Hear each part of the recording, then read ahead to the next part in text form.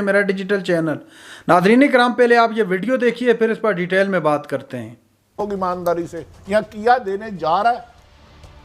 अस्सलाम वालेकुम। नहीं जी, बिल्कुल नहीं कर रहे। जैसे आपने कहा था सहाफत का तो नाम ही मत लीजिए कि जो चंद किरदार हैं और उन्होंने उस सहाफत को, वो कहते हैं ना कि जो हाल किया है कि अब तो इस पर कोई बात करने को भी दिल नहीं करता। और बाकी ये जो हालात जिस नहज पे पहुंचे हैं भट्टी साहब, इसमें सबका ही किरदार है, सभी का हाथ है। उससे पहले भी ये चंद साहब भी बात कर रहे थे, मोहम्मद साहब बात कर रहे हैं, कुछ आप इलेक्शन के हवाले से बात कर रहे हैं। देखिए, आइन और कानून कहाँ पर है? नहीं है यहाँ पर आइन और कानून। अदालतें आपकी आजाद हैं। अदालत, जज एक ऑर्डर करता है और उसको मानने वाला कोई नहीं होता कि जज भी मजबूर होके कहता है कि भैया तू प्रेस कॉन्फ्रेंस कर ले, तेरी जान छूट जाएगी आप दीदा होकर।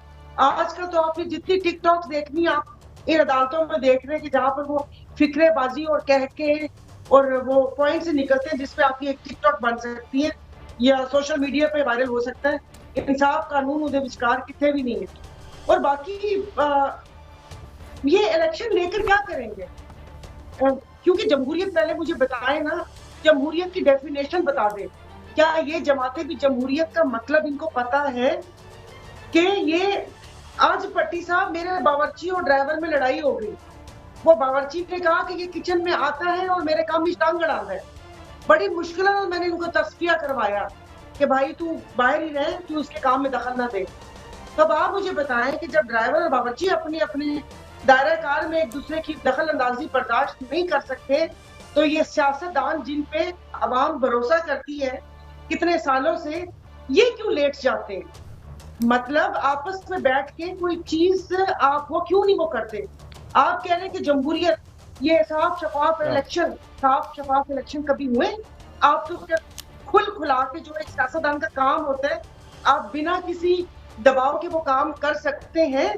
क्योंकि मैं तो 5 साल से इस ऐवान की भूल भुलैयों में हूँ, मैंने तो नहीं देखा कि यहाँ पर वो कोई काम हो। भले वो वजीर कानून साहब ने वोटिंग करनी हो कि जी बोला है किसी ने तो मैंने उनको वोट दे दिया, भले वो सादिक संजरानी साहब की दोबारा जिस तरह वो हुआ था और 14 वोट इधर से उधर हो गए, वो आपको और हम सबको भी पता है कि 14 वोट कहाँ से कहाँ चले गए। तो जिस वक्त ये सियासतदान अपना कोई फैसला ही नहीं कर सकते, पीआईए के लिए मैं चीखती रही। पीआईए में आपने बिठाकर जी एक कमर्शियल एयरलाइन को एक फाइटर पायलट में चलाना है। जब आप लोगों की इतनी सी भी नहीं चलती, तो ये टोपी ड्रामा, जमहूरियत, अवाम, ये सारा किस लिए?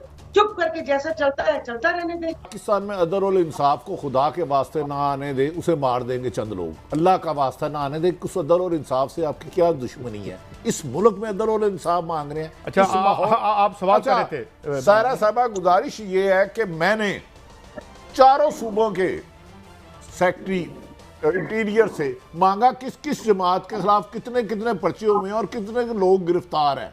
मुझे तो अजीब से फिगर मिले हैं।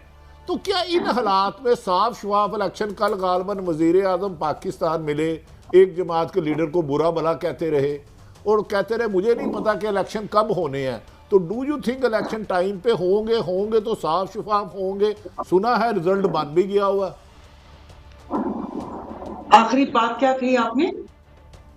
मैंने कहा कि सुना है कि रिजल्ट बन भी गया हुआ है। और साथ में एक छोटी सी मिसाल, अभी इन्होंने कहा मैं कुछ दारों के बारे में बात नहीं करूंगा।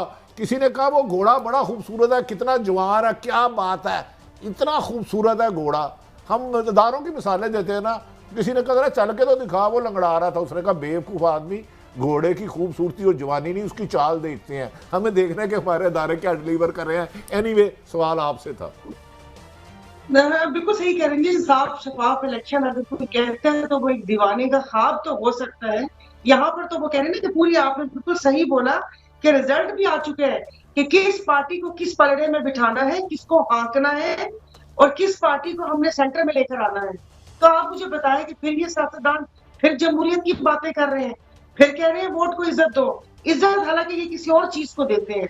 तो मुझे बताएं, अभी चंद साहब ने या मोहम्मद साहब किसी ने कहा ये मुल्क चलाने के लिए क्या बोला कि पॉलिटिकल फ्यूचर होना चाहिए, और ये भाई सीधी बात है, मुझे तो भरोसा ही नहीं है। आई एम सॉरी अपने तमाम सियासतदान दोस्तों पे। जो 5 इदारे नहीं चला सके वो मुल्क क्या चलाएंगे? इन्होंने पीआईए का ये हाल कर दिया, स्टील मिल का ये हाल कर दिया।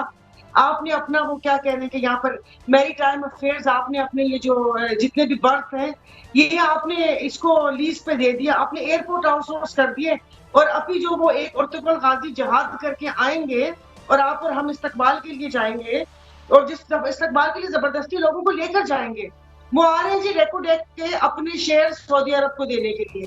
जो तो सारा कुछ उसी लीज से देना है, तो बेचना है, तो क्या इलेक्शन, क्या इक़्तिदार में आके आपको आपने अवाम को देना है?